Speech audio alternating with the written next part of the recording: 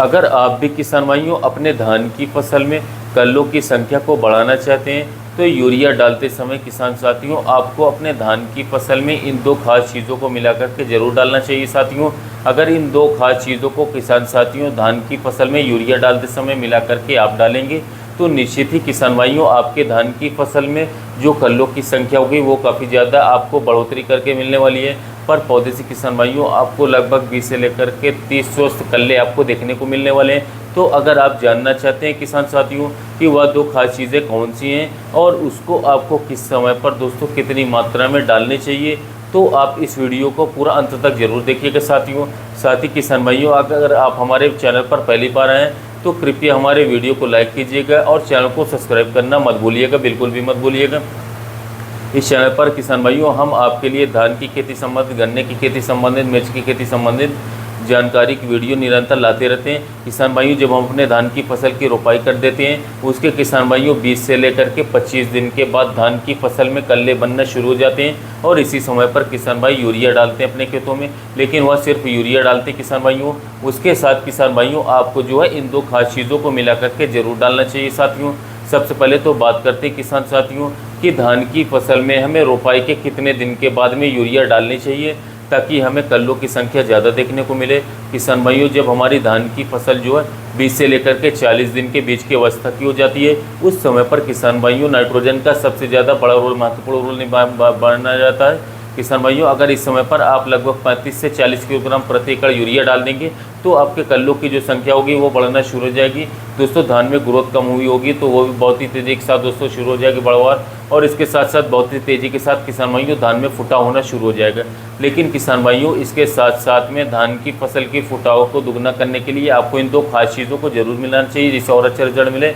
तो नंबर 1 पर किसान साथियों जिस चीज़ को मिलाना है तो यूरिया में जिंक सल्फेट। जी हाँ किसान भाइयों धान की फसल में कल्लों की संख्या बढ़ाने के लिए जिंक सल्फेट का बहुत ही अहम रोल माना जाता है। अगर किसान भाइयों शुरुआती अवस्था में जब हमारी धान की फसल जो है 15 से 35 दिन के आसपास की होती है, अगर इस समय पर किसान भाइयों आप अपने धान की फसल में जिंक सल्फेट डाल देते हैं यूरिया के साथ में मिला करके तो जो आपके कल्लों की संख्या किसान भाइयों वो आपको दुगनी मिलने वाली है।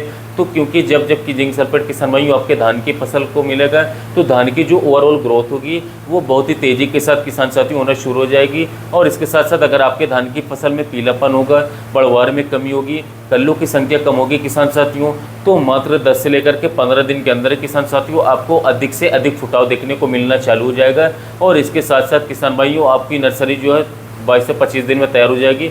इसके अलावा एक चीज़ और लगानी है, वह है फिटकरी। किसान भाइयों इस समय पर यदि आप 1.5 किलोग्राम फिटकरी प्रति एकड़ के हिसाब से पीस करके बारीक करके उसके किसान भाइयों अगर आप यूरिया में मिला करके डालते हैं तो आपको बहुत ही बढ़िया अच्छे बेनिफिट आपको मिलने वाले हैं। इससे होगा क्या किसान भाइयों की धान की फसल में फिटकरी डालने का जो सबसे बड़ा फायदा है किसान भाइयों मिलेगा वह हमारी मिट्टी की जो पीएच वैल्यू है किसान साथियों उसको वैल्यूएबल कर देगा। 7 के आसपास लेकर के आगे किसान भाइयों क्योंकि जो कि हमारे धान की फसल जो है वो पीएच वैल्यू है वो 7 से ज़्यादा हो जाएगी।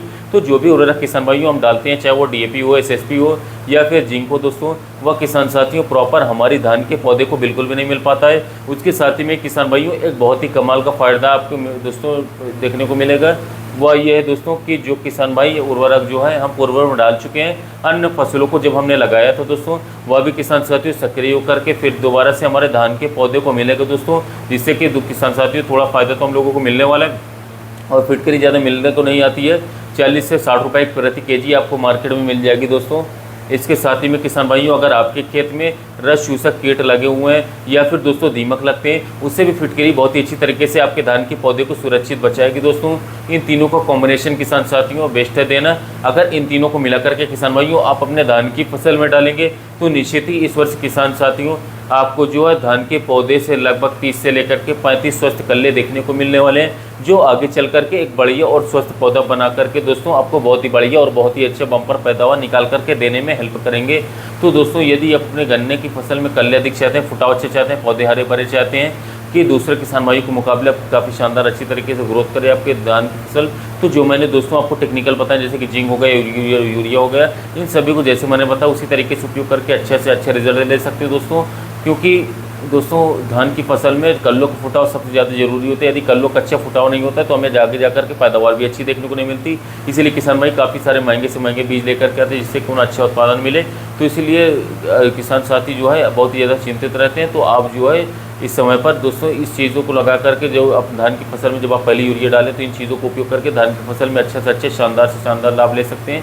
तो दोस्तों कैसी लगी जानकारी, वीडियो अच्छा लगा हो तो चैनल को सब्सक्राइब करिएगा, वीडियो को लाइक करिएगा। मिलते हैं साथ ही नई वीडियो में नए टॉपिक के साथ।